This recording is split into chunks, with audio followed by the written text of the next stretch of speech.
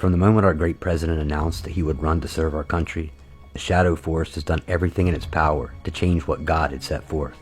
With a government that had covertly been tainted over the years, an outsider was chosen to change the game and begin a movement to remove this disease, give the people back what had been taken from them, and preserve the rights given to us by God.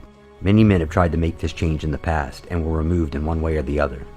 However, this time, the game was known, and this war had been planned long before 2015.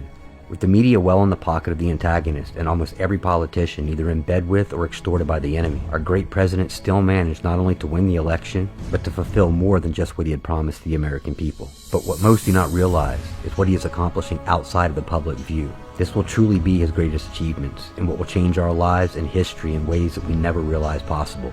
He will be victorious in a centuries-long war between darkness and light that very few even knew existed. Although many days appear like a total defeat to the American patriot and the patriots around the world, President Trump maintains the confidence of a man that won the war, and that is because he already has. To make it easier to see what's happening, you must first understand how Trump operates, with moves straight out of Sun Tzu's Art of War. Every move the president has made, no matter how random it seems, is calculated to the smallest detail. His methods become more apparent once you understand the strategies, and here are just a few. Before you enter a war, you must first be confident of your abilities, and you must learn your enemy intimately. Being a businessman and not a politician, Trump was able to walk amongst the snakes for decades under the radar, learning their Alinsky-inspired playbooks, the financial systems that they used to indebt and control the population, and observe the many ways that people's money was being used to fund globalist conquest and line the pockets of those conspiring. Trump did this while maintaining the admiration and respect of all until the day the elite realized he was the lion that was about to devour them. Victorious winners win first, and then go to war, and Trump had this war won before he even entered the battlefield in 2016. Great leaders have already calculated possible casualties, and have heroes like Seth Rich, Julian Assange, and General Flynn who are willing to lose their battle in order to expose the enemy, their intention, so that we can win the war. Trump has gained his warriors by treating people as his sons and daughters, fulfilling his promises, which is why they will now follow to the deepest valleys behind a leader whose actions far exceeded his words. The one who is always victorious does not win through force and skill, but is one who subdues the enemy without fighting. The ones that are often fooled or forced into physical conflict are not necessarily the enemy. The ones that lead them into conflict are the forces that need to be removed.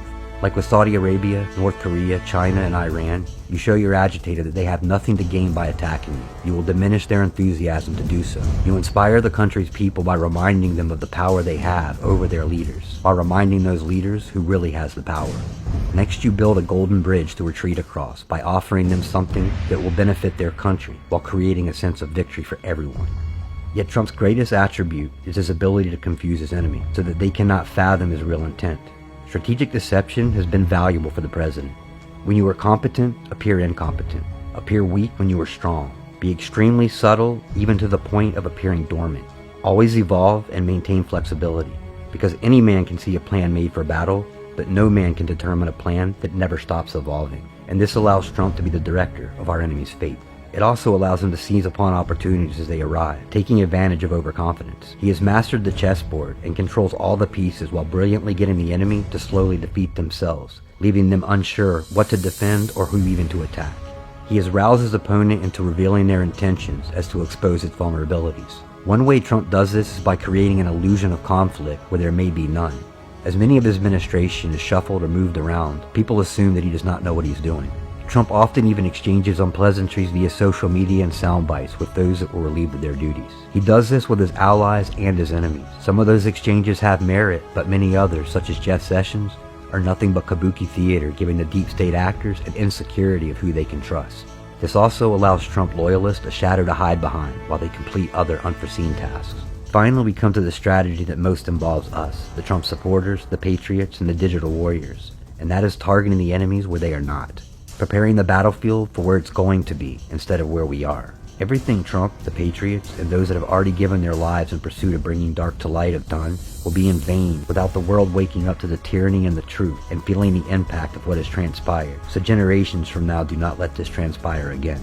The military planning of the QAnon movement was the battlefield that was being prepared once the war reached this point.